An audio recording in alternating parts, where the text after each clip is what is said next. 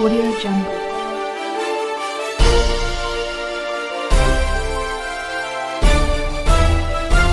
Audio Jungle.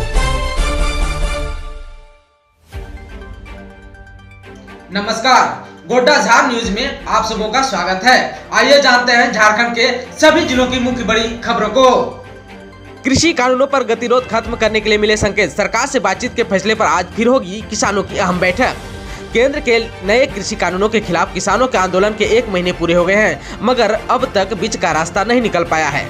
Delhi की सीमाओं पर पिछले 30 दिनों से पंजाब और हरियाणा समेत देश के अन्य इलाकों से आए किसान डटे हैं और सरकार से एमएसपी पर गारंटी की मांग पर अड़े हुए हैं। केंद्र के नए कृषि कानूनों का विरोध कर रहे किसान यूनियनों से बातचीत के लिए सरकार ने नई पेशकश पर विचार के लिए शुक्रवार को बैठक की। संगठनों में से कुछ ने संकेत दिया कि वे मौजूदा गतिरोध का हल खोजने के लिए केंद्र के साथ बातचीत फिर से शुरू करने का फैसला कर सकते हैं।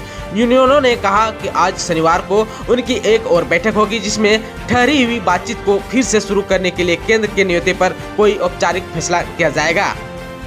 केंद्र कृषि और किसान कल्याण मंत्रालय के एक अधिकारी ने भी कहा कि सरकार को उम्मीद है कि अगले दौर की बैठक 2-3 दिनों में ही हो सकती है। उन्होंने कहा कि केंद्र के पत्र पर फैसला करने के लिए हमारी एक और बैठक होगी। उस बैठक में हम सरकार के साथ बातचीत फिर से शुरू करने का फैसला कर सकते हैं, क्योंकि उसके पिछले पत्रों से प्रतीत होता है कि वह अब तक हमारे मुद्दों को नहीं समझ पाया है।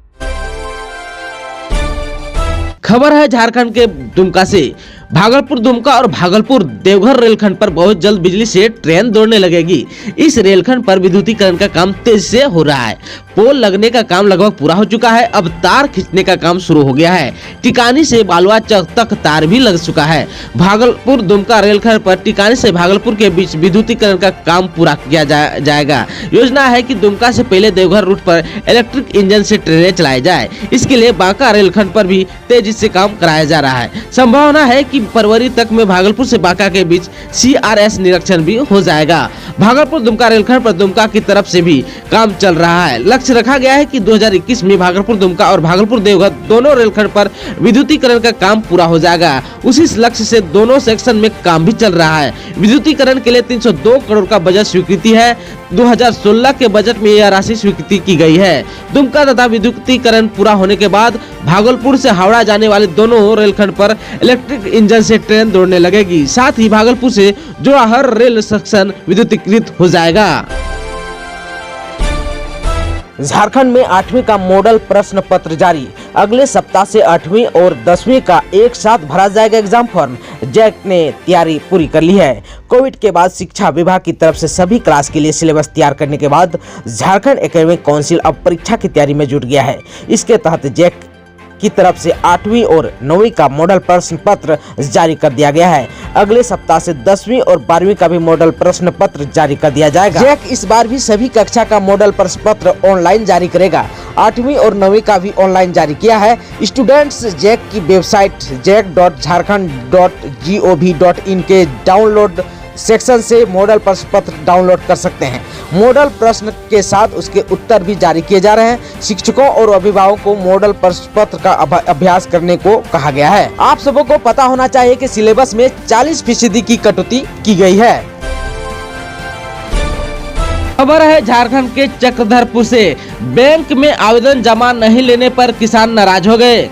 बैंक में KCC माफ के लिए आवेदन जमा नहीं लिए जाने से कैरा पंचायत के किसानों में नाराजगी जताई है। इस लेकर गुरुवार को कैरा गांव स्थित झारखंड राज्य ग्रामीण बैंक पहुंचकर किसानों ने नाराजगी जताई। साथ ही इसे लेकर बैंक के शाखा प्रबंधक को भी पत्र भी सौंपा है। यहां किसानों ने कहा कि सरकार द्वारा जारी आदेश के बावजूद किसानों से KCC माफी के लिए आवेदन नहीं लिया जा रहा है। बताया जा रहा है कि शनिवार को बैंक द्वारा कुछ किसानों का आवेदन जमा लिया गया। बैंक द्वारा आश्वासन दिया गया कि 20 दिसंबर को बैंक खोलकर किसानों का KCC माफी आवेदन जमा लिया जाएगा, लेकिन रविवार को बैंक बंद रहा, जबकि जिला के अन्य बैंक खुले रहे और किसानों से आवेदन जमा ले लिया गया।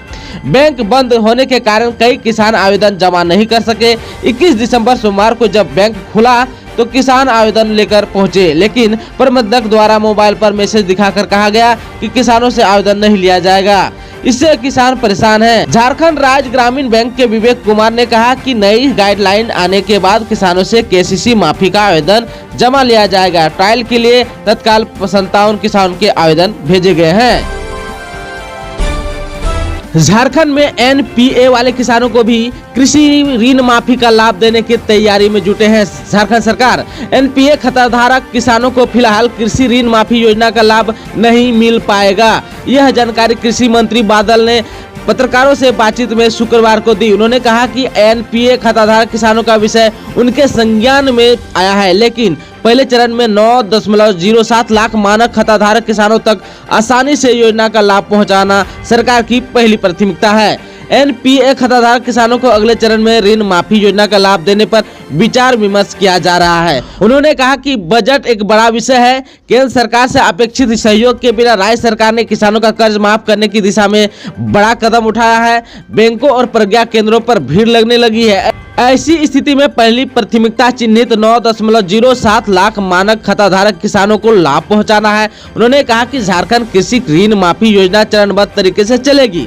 बजट प्रावधान के बाद योजना के अगले चरण में छूटे किसानों को जरूर शामिल कर लिया जाएगा। सरकार हर जरूरतमंद की मदद करेगी। हमारी सरकार संवेदनशील है। लोगों की सुझाव और मांगों पर जरूर गौर किया जाएगा। पर है झारखंड के धनबाद से रेलवे भर्ती बोर्ड द्वारा कंप्यूटर आधारित फेज 1 की परीक्षा 28 दिसंबर से शुरू हो रही है। रेलवे भर्ती बोर्ड रांची के अध्यक्ष AK हेम्ब्रम ने कोविड-19 के मद्देनजर जारी दिशा निर्देशों का सख्ती से अनुपालन सुनिश्चित करने को कहा। मालूम हो कि पहले चरण की परीक्षा 28 दिसंबर से 13 जनवरी 2021 के बीच होगी। देश के 621 केंद्रों में 23,47,416 अभ्यर्थी परीक्षा देंगे। झारखंड में भी 12 केंद्र बनाए गए हैं। रेलवे भर्ती बोर्ड रांची के अंतर्गत कुल 13 परीक्षा केंद्र बनाए गए हैं। रेलवे भर्ती बोर्ड NTPC ग्रेजुएट और अंडर ग्रेजुएट परीक्षा में प्रदेश में कुल 12 करोड़ 25 लाख परीक्षार्थी शामिल होंगे।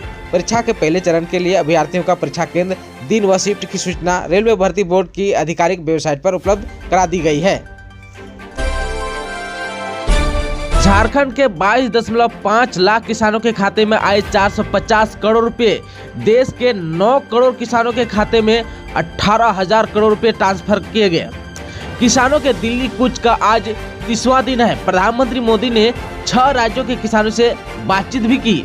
पीएम बोले, केरल में मंडी नहीं, गुमराह करने वाला वहां आंदोलन क्यों नहीं करते। प्रधानमंत्री नरेंद्र मोदी ने शुक्रवार को किसान सम्मान निधि के तहत देश के 9 करोड़ किसानों के खाते में 18,000 रुपये ट्रांसफर किए गए। इनमें से झारखंड के 22.5 लाख किसानों के खाते में 450 करोड़ रुपए आए। इससे पहले मोदी ने 6 राज्यों के किसानों के साथ वीडियो कॉन्फ्रेंस के जरिए बात की। पीएम मोदी ने कहा, कुछ दलों को आजकल APMC मंडियों की बहुत याद आ रही है। ये भूल जाते हैं केरल में APMC है ही नहीं, वहाँ ये लोग आंदोलन नहीं करते। मैं इनसे पूछता हूँ, यहाँ फोटो निकालने के कार्यक्रम करते हो क्या? जरा केरल में आंदोलन करके APMC चालू कराओ। आज कृषि कानून को लेकर झूठ फैलाए जा रहे हैं। कानून लागू हुई कई महीने हो गए, लेकिन क्या किसी को नुकसान हुआ? पहले MSP पर फसल बेची गई, इसके बाद आंदोलन को हवा दी गई। पहले कुछ ही फसलों पर MSP मिलती थी, हमने उनकी भी संख्या बढ़ाई। देश के किसान को इतने अधिकार मिल रहे हैं। अगर किसानों को अपनी उपज बेचने का विकल्प ऑनलाइन माध्यम से पूरे साल और कहीं भी मिल रहा है, इसमें गलत क्या है? इसके साथ ही आज के समाचारों में बस इतना ही। हमें दीजिए इजाजत। नमस्कार।